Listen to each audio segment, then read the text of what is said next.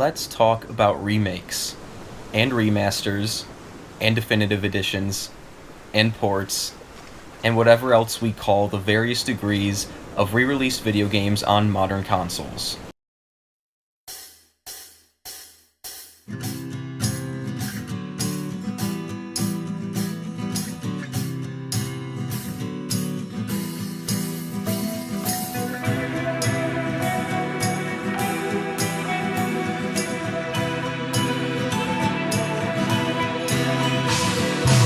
Re-releasing old games for modern hardware is a practice that has become extremely common, especially during this decade where we see games being remade and ported to new hardware almost as frequently as we're seeing brand new games.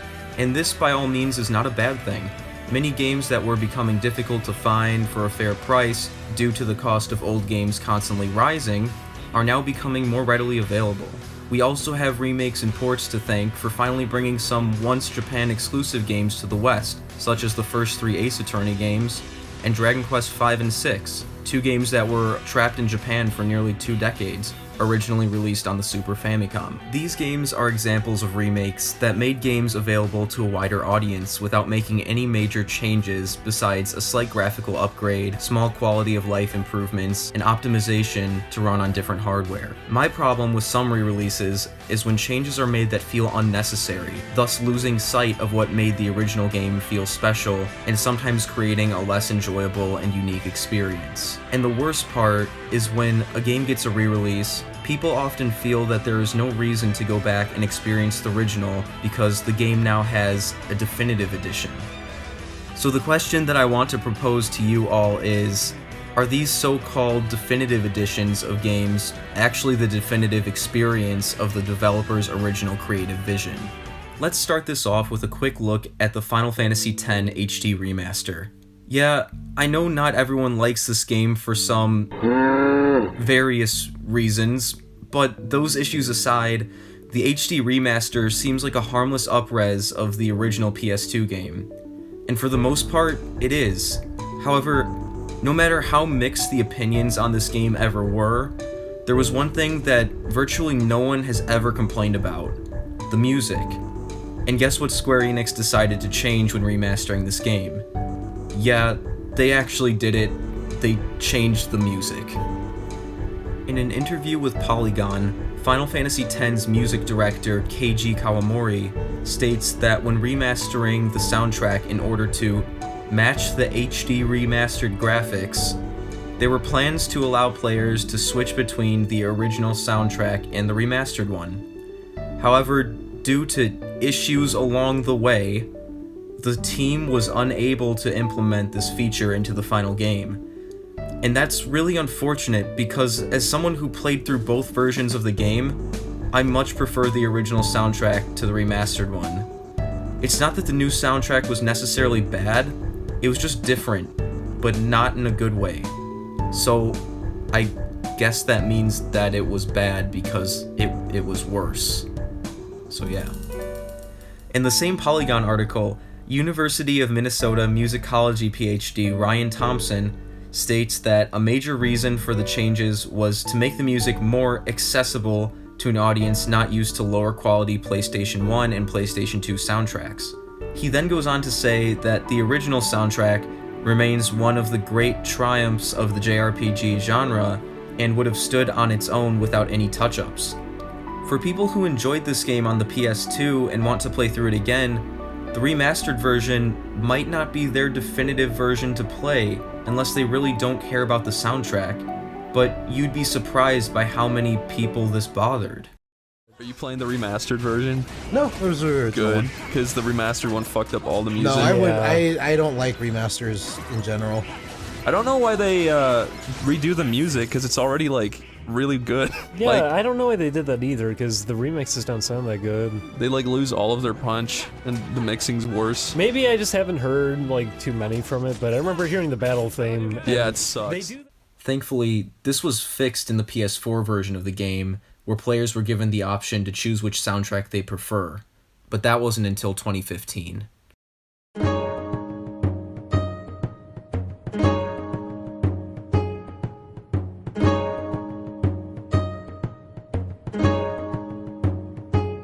The Legend of Zelda The Wind Waker received an HD remaster on the Wii U back in 2013, and while I was excited for it, at the time I also remember thinking that out of any console Zelda game, Wind Waker has aged the best visually and didn't really need to be remastered. I still to this day think that an HD collection of the N64 Zelda games would have been more appreciated by fans due to the aging of their visuals being much more noticeable when compared to the Wind Waker. The upres that we saw with the Wind Waker HD combined with the switch from 4:3 to 16:9 is nice, but the original GameCube version's cel-shaded, cartoony art style was already designed to age well, and I feel like some of the charm from the original game's art style was lost in the HD remaster. If you look at side-by-side screenshots from both versions of the game, you will notice that still shots from the original look almost 2D. The Wii U version definitely has more depth to it, but it undermines the look that the original was going for. The GameCube version had richer colors compared to the remaster, which used a new lighting engine that in my opinion made the game look way too bright, and really shifted away from the more cartoony look of the original.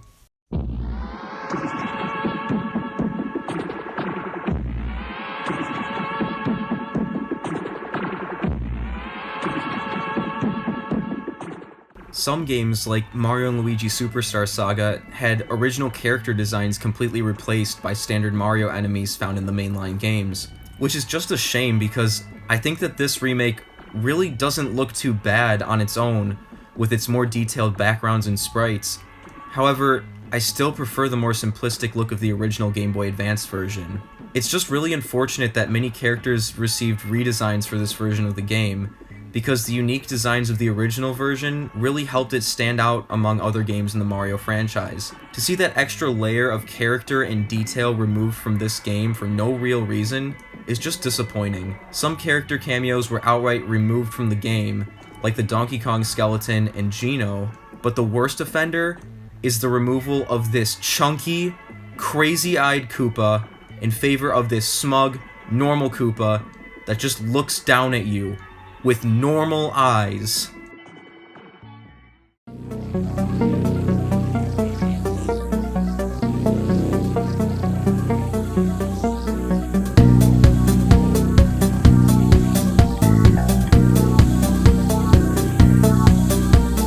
In the Pokemon games on the 3DS, many Pokemon's 3D models have extremely washed out colors compared to their 2D sprites from past games. And due to the low resolution that 3DS games run at, some Pokemon just did not translate well into 3D. The Spyro Reignited trilogy made some totally not tailored to any specific audience redesigns, and while I will admit that these games look amazing, I still love the simplistic, low-poly look of the originals on the PS1. The Silent Hill HD collection is a broken mess because Konami lost the source code to the original games. Even without the game-breaking bugs, this version of Silent Hill 2 removed visual effects like the thick fog seen in the original version of the game on the PS2, in turn taking away the more mysterious and oppressive atmosphere of the original game. However, not all re-releases are bad. In fact, there are a lot of really great remakes and ports out there that make genuine improvements on their original counterparts. The 3DS version of Dragon Quest VII took one of the most divisive games in the series and rebuilt it from the ground up in full 3D. This version also saw a more balanced leveling system and much more streamlined progression that didn't leave the player feeling lost, which was often a complaint with the original PlayStation 1 game. The Legend of Zelda Ocarina of Time remake on the 3DS offered overhauled visuals and the ability to select items using the touchscreen, which meant no more pausing the game every 3 seconds to equip the Iron Boots in the Water Temple. Metroid Zero Mission added new areas, new boss fights, save points, and a map. And the Wii ports of Pikmin 1 and 2 offered an arguably more accurate way to aim and throw Pikmin with the Wii Remote. For many people, this is their preferred way to play a Pikmin game now. Personally, I still enjoy the GameCube control scheme more, but hey, at least there's an option for people who want it.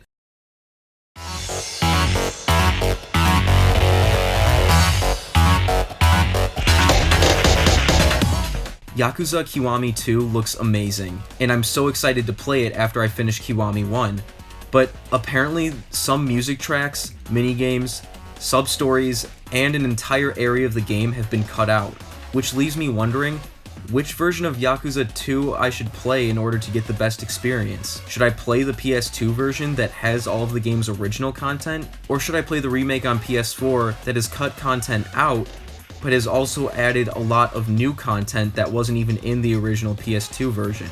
Or should I play both? And that's kind of the point I was trying to make with this video. In many cases, there just isn't a definitive answer. The truth of the matter is that it's a complex subject and there's no black or white answer. However, one takeaway that I want people to have from this video is that remakes and remasters don't exist to replace the original. If a game gets a re-release, that means that it was probably a good game on its own to warrant one in the first place.